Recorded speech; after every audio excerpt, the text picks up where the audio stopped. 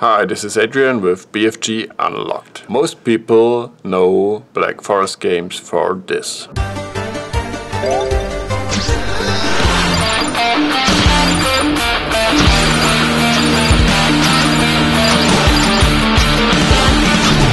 find out how we ended up doing Fade to Silence, an open world game with realistic high-end graphics, we have to go on a journey back to the past.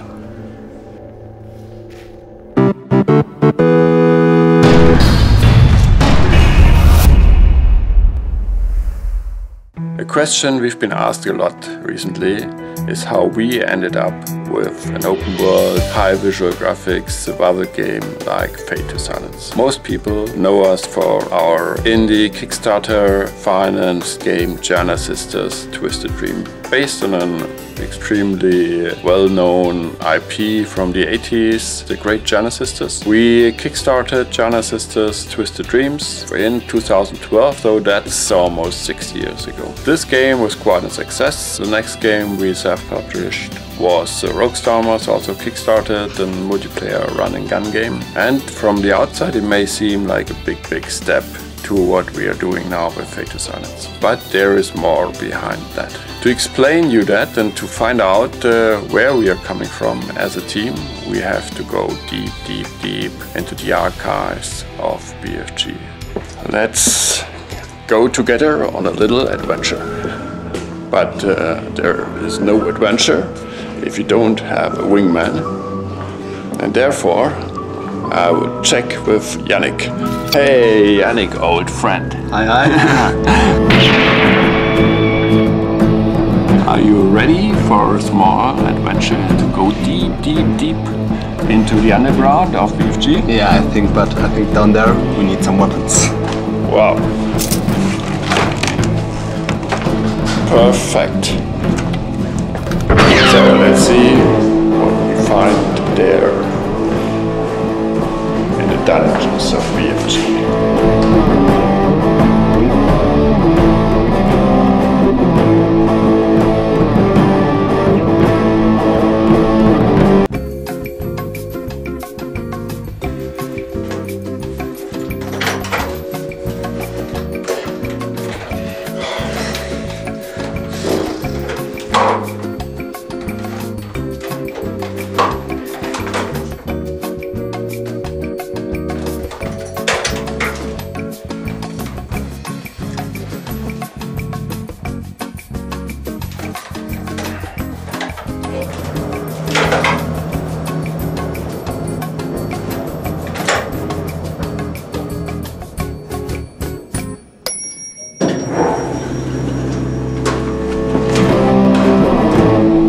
Deep down here are the archives with the stuff. So BFG actually was a management buyout from the managers and the leads of Spellbound Entertainment, one of the oldest German development teams. And Spellbound Entertainment itself did lots of other games before we turned into Black Forest games. And let's see which reminders we find here. Someone needs to have a key.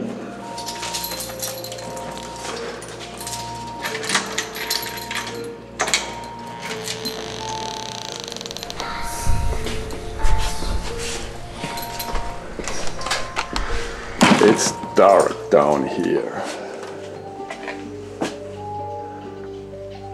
So what you see here are some extremely old games, some old hardware, not used anymore. And what we have here is Operation Eastside, one of the first games even with the oldest Spellbound logo you can find. So that's one of the extremely early games. And this is original FIFA. That looks like actually is the original FIFA, first FIFA International Soccer, no FIFA 1, 2, 08, 11, whatever. before the big success, we had Airline Tycoon. Airline Tycoon, a simulation game, which is still fun to play. And Battle Isle 3. You don't know how long I've played that game back when it came out. And the biggest success of the early Spellbound was Desperados. What I have here is 2. You have Desperados 1. The old one. Yeah. Followed later by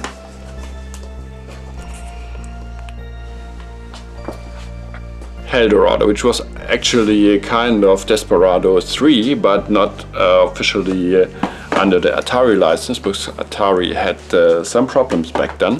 Was not able to fund the third version, so Spellbound got the rights to publish the almost done Desperados 3, but they didn't get the IP, so it was published under Eldorado.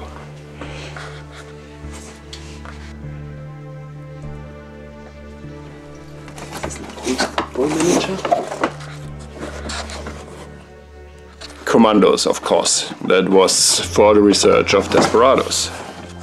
Oh, by the way, isn't this a fun-looking criminal? Yeah, I am. Yeah. Chicago 1930. Another one of the games based on the stuff we learned with Eldorados. I think there should be, yeah, right here, up there, Robin Hood, the Legend of Sherwood. Wing Commander, oh man. Back then when it didn't ask for 150 million. But I'm looking for something which actually will lead us to Fate to Silent, and that is, yeah, here.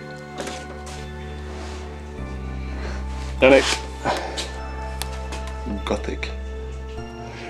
Kenya Gothic 4. That was an open world roleplay game developed by Spellbound, and was a follow-up of the Gothic series, but due to some high-level decisions on publisher side, it was not that hardcore like the original Gothic series. That led to, let's say, some mixed feelings in the community.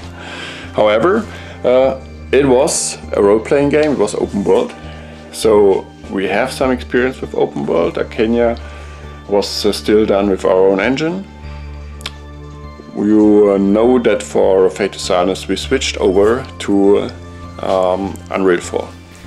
Okay, but back to Fate to Silence. I will show you now the original pitch of Fate to Silence, which was based on a prototype we made out of Kenya.